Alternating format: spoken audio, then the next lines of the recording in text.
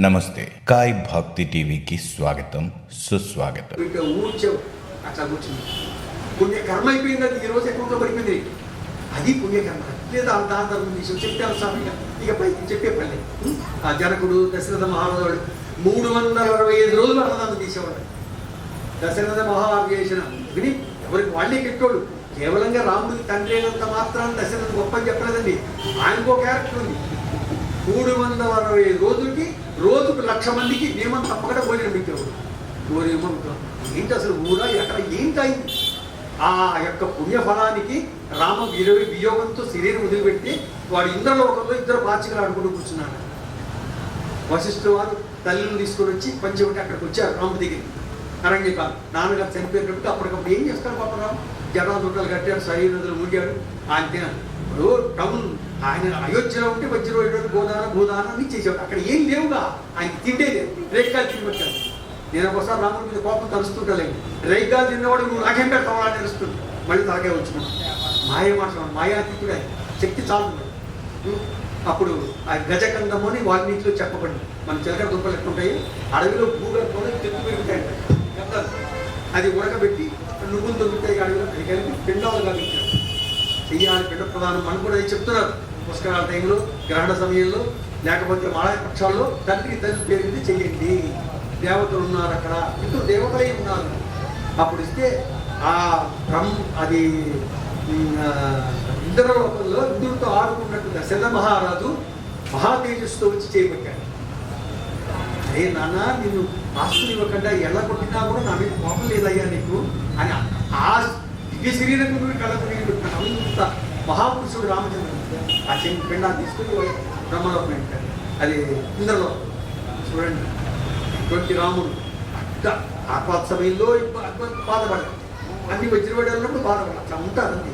శరీరం వచ్చింది పరోపకారాయ పుణ్యాయ పాపాయ పరపీడనం.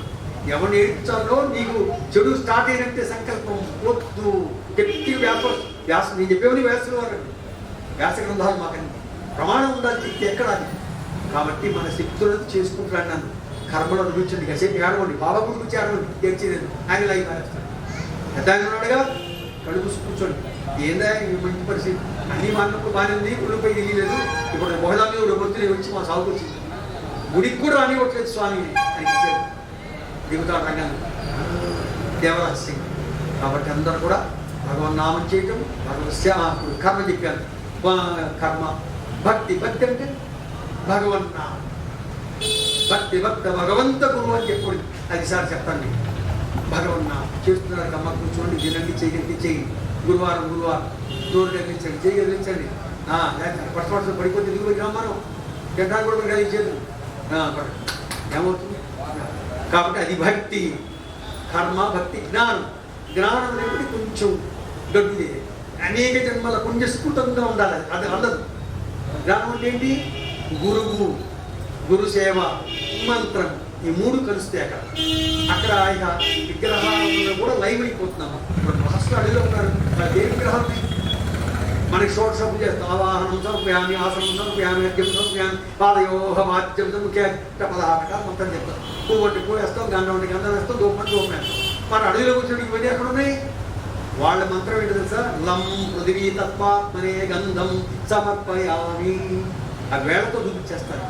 అది మంత్ర స్వరూపం అయిపోయిందాక. ఇక అన్నీ చేసి యస్మద్గురుభ్యో నమః అని మంత్రధారణ చేస్తారు. ఇక వాళ్ళు కొట్టుకుపోయి శరీర సంబంధం. శబరి మతంలో వారు నేర్చారని అది గురు స్వరూపం. అక్కడ గురువు వచ్చేస్తున్నాడు.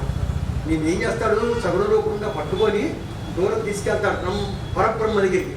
అక్కడ భక్త మారుతి రామ భక్త మారుతి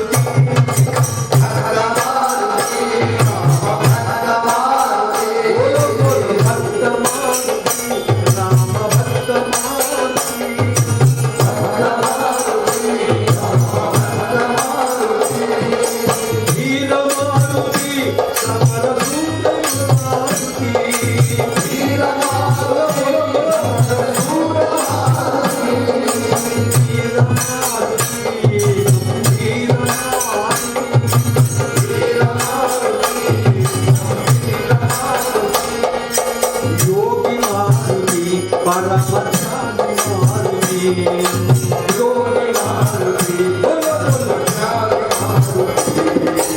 జాతి మారుతి పరమ జాతి మారుతి జాతి మారుతి పరమ జాతి మారుతి జ్ఞాన మారుతి యోగాది మారుతి వైరాగ్య మారుతి యోగి మారుతి పరమ యోగి మారుతి యోగి మారుతి పవన మారుతి పవన మారుతి లక్ష్య మారుతి లక్ష్మణ రక్ష మారుతి లక్ష్య మారుతి సదయ మారుతి రామ హృదయ మారుతి సదయ మారుతి రామ హృదయ మారుతి గీత మారుతి సంగీత మారుతి గీత మారుతి సంగీత మారుతి రామ మారుతి రామ నామ మారుతి రామ మారుతి రామ మారుతి సీతారామ మారుతి రామ మారుతి సీతారామ సీతారామ సీతారామ సీతారామ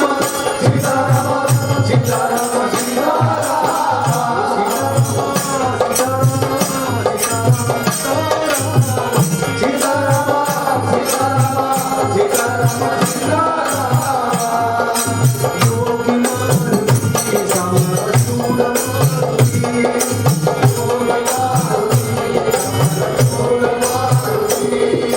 సదయ మారుతి రామ హృదయ మారుతి సదయ మారుతి రామ హృదయ మారుతి రామ మారుతి రామ కృప మారుతి రామ మారుతి రామ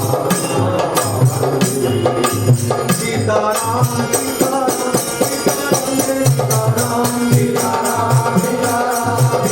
సీతారామ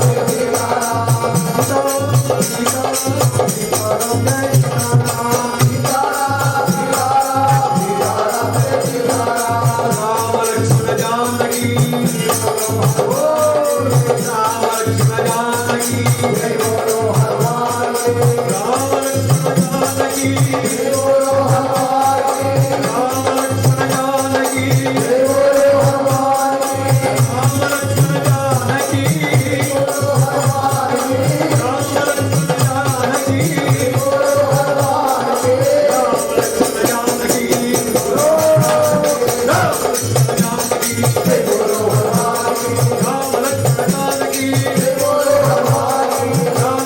జానకి రామ లక్ష్మణ జానకి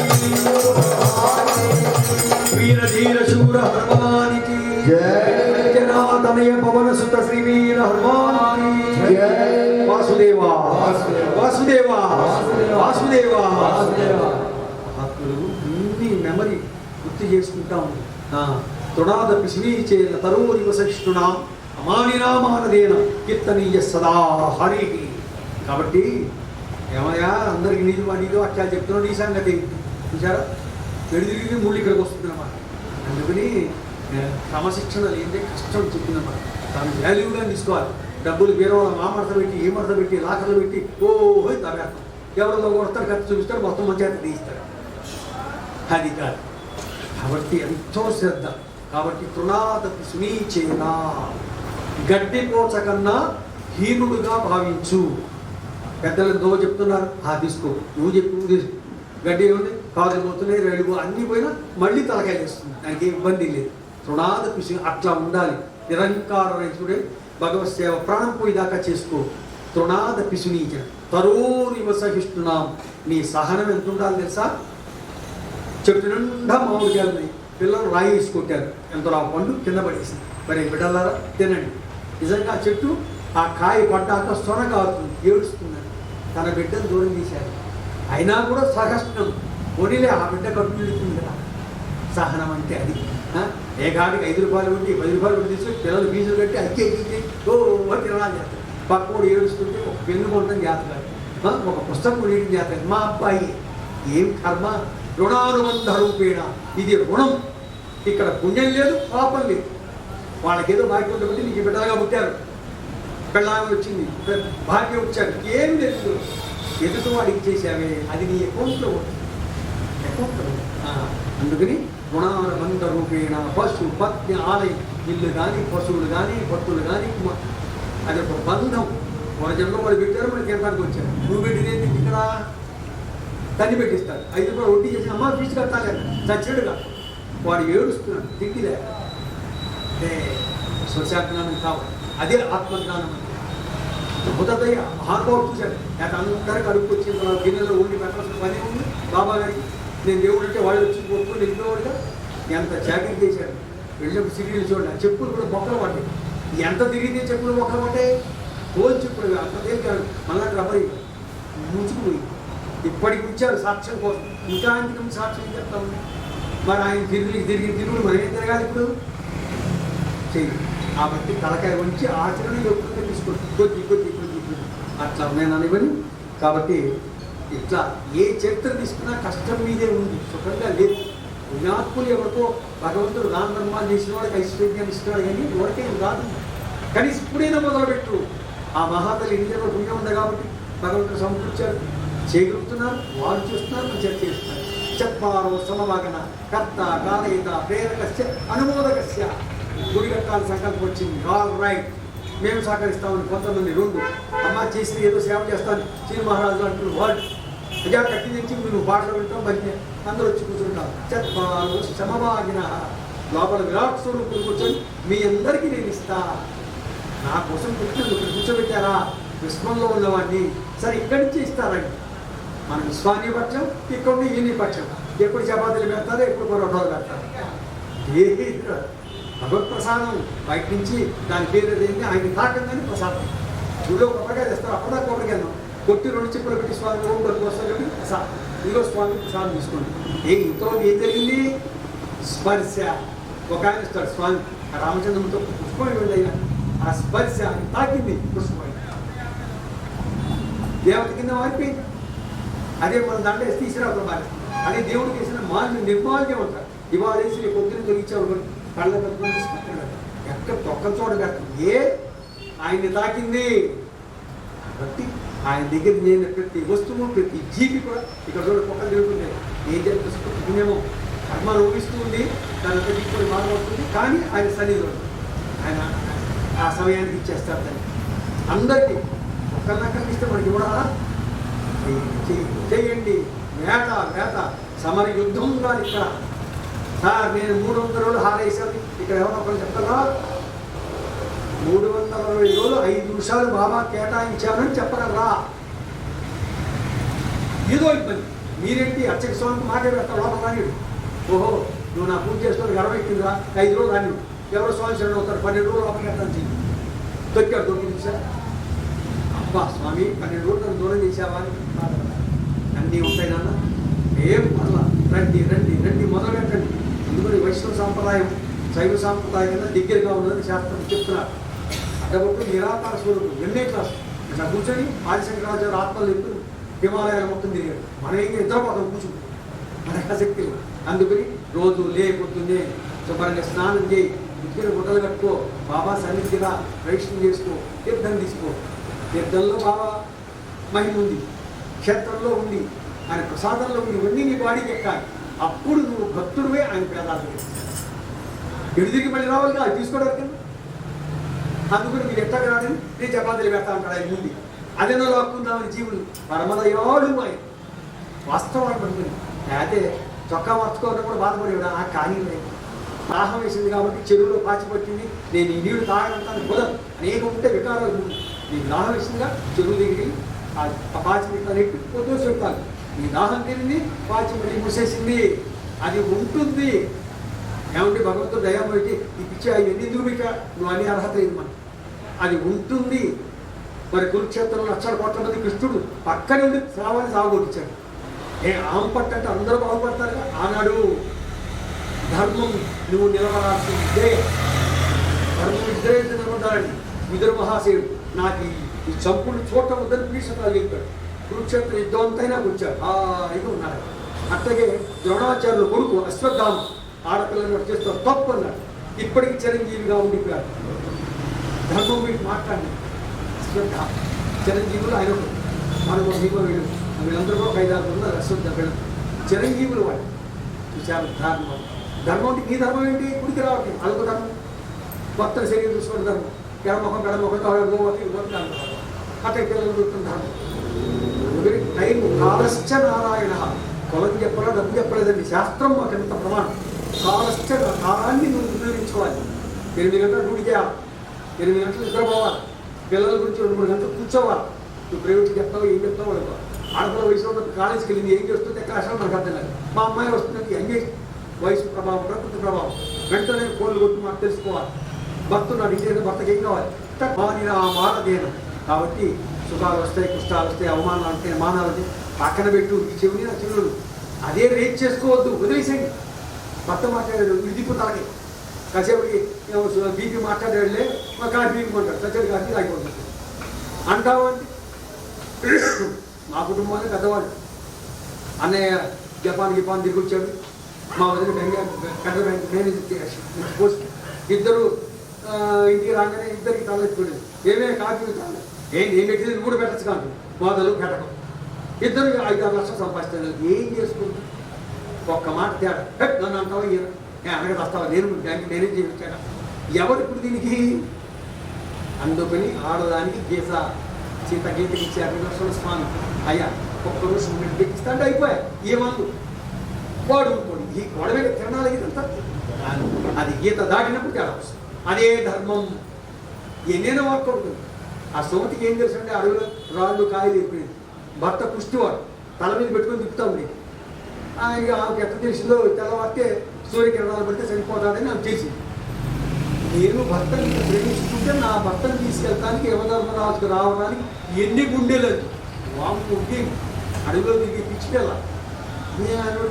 నేను నిజమైన నా భర్త మరి కుష్ఠుడు ఎవరిని తిరుగుతుంది అవతల అరిస్తూ కొడుకుంటుంది. ఈ రోజులే మాట తేడా వస్తేనే 6 నెలలకే నిలోన అని ఈ కల్చర్ మారిపోతుందన్నమాట. మన కల్చర్ కాదు, ఎంతైనా పట్టుకొచ్చి సాధించాలి. సార్ చెత్త మా గురుగారు విశేషాలు భర్త భార్య ఎట్లా సరే సూర్య భగవాను నా భర్త నేను ప్రేమించిందంటే సూర్యుడు ఉదయించుకోవటానికి చేయి పైకి ఎలాడింది 4 అయింది 5 అయింది 6 అయింది సూర్యుడు రావట్లా. సూర్యుడు రాకపోతే మహర్షులు అజ్ఞాని వారి దేవతలు అంతా లెక్క ఉన్నాయి. చూశారు అమ్మో ఈయన ఆగిపోతే ఎట్లా అని బ్రహ్మదేవుడి నుంచి మహర్షులు యోగబృందానికి దేవతలంతా దిగి ఇక్కడికి వచ్చారు. ఎవరి వల్ల జరిగింది ఏమాగా అమ్మాయికి అన్నాడు, నాకేంద్ర స్వామి మీరు దేవతలు వచ్చాడు పుణ్యాత్తులు అంటూ నీ పుణ్యసన్ని దేవుడికి ముందుగా మాట రిలీజ్ చేయి, నీ మాట నువ్వు వెనక్కి తీసుకోవు. నేను చూసిన సూర్యుడు వస్తే నా భర్త వస్తాడు, నా భర్త నాకు దైవం, సూర్యుడు కాదు బాబు కూడా అవుతాడు. ఊరి బాబు ఎట్టగేది. అప్పుడు నీ భర్తను చిరంజీవికి ఇష్టం లేని వరాలు ఇస్తే అప్పుడు సూర్యనారాయణమూర్తి నా మాట వెనక్కి తీసుకున్నానని లోకాన్ని పరిపాలి. ఆయన రావాలని సూర్యుడు రాకపోతే 40 వర్షం బట్టి బ్యాక్టీరియా వచ్చేస్తుంది. ఇప్పుడు ఏదైనా డయేరియా 10 సార్లు ఉద్యోగం తీసుకుని బయట వీలైతే చాలా భాగ్యం. అమ్మా గురువు గారు దర్శనం తీసుకునేవాడు. కరోనా శవాన్ని 2 చేతులు పట్టుకున్నారు. గాలి వస్తేనే పట్టుకునే లోపల మన చేసేది ఆహారం కూడా తేజస్సు వెలిగిపోతున్నాడు ఆయన మహానుభావుడు. ఆయన డిఎస్పీ పోస్ట్ హై పోస్ట్ చేశాడు. భగవన్నామ శక్తి ఏంటండి శివుడు ఆరాధన సార్, మనం మహామృత్యుంజయుని ఆరాధన చేస్తాం. మనకేంటండి సార్ పూర్ణాయుష్యం అంతే ఉంటాం, మనం వెళ్ళిపోతాం. మన పూర్ణాయుష్టం అర్ధాయుష్టపోవు అల్పాయుష్కుంటుందండి సార్ చెప్తా విషయాలు. ఆ భూమి చాలా ఉన్నాయి, తెలుసుకోండి. అందుకని దేవాలయాలు కట్టింది ఉపన్యాసం. ఈ శక్తి వల్ల ఆయన దగ్గరికి చేరగలుగుతాం. పాయింట్ ఉందా? రోజు 4 రోజులు తిరిగాను, 5 రోజులు 4 రోజులు తిరిగాను, 5 రోజులు ఎందుకులే వెంటనే పక్కనే సైతాన్ మనం సత్యపోయిన దాకా చేయటమే ఇంతవరకు. అందుకని ఏమని భక్తి చేయమన్నారు ఎప్పదానంటే భగవంతుడు ఎప్పుడు కరుణిస్తాడు? కరుణించిందాక కూడా జన్మలా జన్మలు ఎన్ని జన్మలు అయినా సరే చేసుకున్నాను. ఏ అట్లా తిరిగాను కాబట్టి గట్టిగా చెప్తాడు. మనం ఏదో ఉపన్యాసం చెప్పడం. అందుకని ఇందులో ఏంటంటే హరిదాసుడా హరికి దాసుడా చూసారు కీయని ఒక్క తేడా ఎంతో తేడా. హరిదాసుడు అంటే చెరపలు కొడతాడు, ఉల్లిపాయలు తినడం తమ్మ కూడా అని చెప్పాడు. ఇంటికి భార్య సాంబార్ వస్తే నేను పదగా అందరూ ఉల్లిపాయలు ఏమైనా అడిగాడు. అదే స్వామి అడిగేదో తినడం వాళ్ళకి చెప్పాడు, నీకు కాదు వాడు తినొచ్చు. అది హరికి దాసులు సర్వార్పణం అయిపోతారు, యమనివాసం అనుకుంటారు, మళ్ళీ మాడిపోతారు. అయినా దైవ బలం. నాకు ఇది ఇష్టం అన్నాడు. మాకు కొంత లేటెస్ట్గా అయ్యప్ప దేశం ఇష్టం ఉంటాయి. కింద బాగా ఉల్లిపాయలు మసాలాలు వేస్తే పైకి వస్తూ ఉంటుంది రాముడి దగ్గరికి. వరి అమ్మకడుపులా ఏమిటి ఈ తిండి ఏమిట్రా, వరి కూడా తినట్టు కింద తినమా అసలు పైకి వస్తుందా, అద్భుతులు అయిపోవాలి. నేను ఆ తిండి ఏంటి, భగవంతుడికి పెట్టకూడని ఆహారం పెట్టి ప్రసాదం ఉంటాడు. అందుకు నానికి రాదు. అబ్బో 5 రోజులు కదా అక్కడ చేస్తాడు. సృష్టించిపో, చచ్చిపో. రాముడికి 14,000 మంది వాసులు ఎదురైతే అర్థకులు ఎముకలు కనుకుంటున్నాయి. ఆహా అన్నాడు రాముడు. లక్ష్మణ చూడు, విశ్వాన్ని భూమి ఒకటి కాదు, విశ్వాన్ని పరిపాలించే వాళ్ళం. మనం భూమి మీద దేనికి వచ్చాము? రావణాసు చంపడానికి కాదు, మహర్షులు ఉద్ధరించడానికి. వాళ్ళు మన దగ్గర రారు, మనమే రావాలి. కఠోర అందులో శరభంగ మహామహర్షి రామాయణం తీర్చాలని తపస్సు చేస్తే ఆయన కళ్ళు మూసుకొని కూర్చుంటే వారమా నెల సంవత్సరాలు ఎప్పుడు తెలుస్తాడు. దానికి సాక్ష్యం ఏంటంటే పిచ్చి గుడ్లు ఆడ పిచ్చిగా మగ పిచ్చి సంస్కారం చేసుకొని గుడ్లు పెట్టి ఆ తల్లిదండ్రులు ఎగిరిపోతే ఈ పిల్లలు ఆ గుడ్లు వచ్చి పిల్లలు వచ్చి పెంకులు పక్కన పడి ఆ పిల్లలు కూడా ఎగిరిపోయి అట్లా చేపెట్టుకుంటే పెంకులు తగినాయి. మరి ఎంతకాలం ఆ గుడ్డ పొంది పొడిగి పిల్లలైన అప్పుడు కూడా పండించాడు. అటువంటి వాళ్ళని చూపించాడు రామచంద్రమూర్తి లక్ష్మణస్వామి. లక్ష్మణ తపస్సు అంటే ఇదిరా. మరి 5 నిమిషాల ముందు చూపించేపోతుంది. ఎన్ని చెప్పు తీసుకుంటున్నాయి కదా మనకి. అందుకని మిలిటరీ సోల్జర్స్ అవ్వండి. మిలిటరీ సోల్జర్ అంటే తెలుసా, ముందుకెళ్తే శత్రు సైన్యం కాల్స్తుంది, వెనక్కి వస్తే కమాండర్ కాల్చేస్తారు. మిలిటరీ అంటే డూ అండ్ డై, పని చేసి చచ్చిపో. బాబా గారు చేశారు, పెద్దలు చేశారు, మిలిటరీ వాళ్ళు చేశారు, మనం కూడా చేయాలి. ఈ రెండో మార్కులు. శత్రు సైన్యం గనబెట్టి కాల్స్తుంటే ఎదుటోడు 4 చంపిన చచ్చిపో దేశం కోసం. లేదా వెనక్కి వచ్చావా నీ కాలు నుంచి ప్రాణం తీస్తా కమాండర్. ఎదవలాగున్నావే, ప్రాణభీతి ఏంటా నీకు లేదు. అది మిలిటరీ. అదే పద్ధతి మనకు కూడా. టైం ప్రకారం లేవడం, టైం ప్రకారం చేసుకోండి. టైం పోతే విలువలు అయిపోవాలి, డబ్బు పోతే విలువలు అర్థం కాదు టైం. మరి నిన్న ఉన్నతగా అంటాడు, తక్కువలో ఉంటాడు, తక్కువ అంటాడు, రేపు ఉన్నత వాడుతున్నాడు. మరి అది విశేషం ఉందా? కాలం కాలం ఉన్నత స్థితిలో భగవత్ సేవ చేయాలి. నీచ गुरु कृपा अंजना पायो मेरे भाइयो, पायो मेरे भाइयो। बोलिए गुरु कृपा अंजना पायो मेरे भाइयो, पायो मेरे भाइयो। अंतर बाहर रामा, अंतर रामा, बाहर रामा, नीचे रामा, ऊपर रामा, नीचे रामा, ऊपर रामा। गुरु कृपांजना पायो मेरे भाइयो, पायो मेरे भाइयो।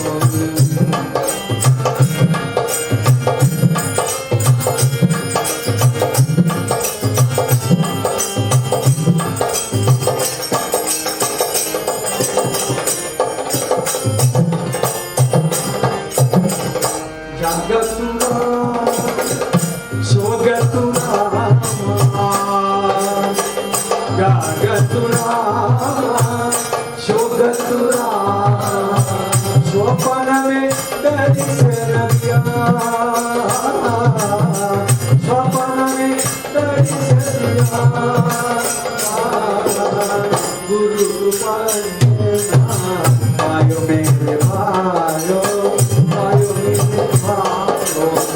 गुरु कृपांजना पायो मेरे भाइयो, पायो मेरे भाइयो। कहत कबीर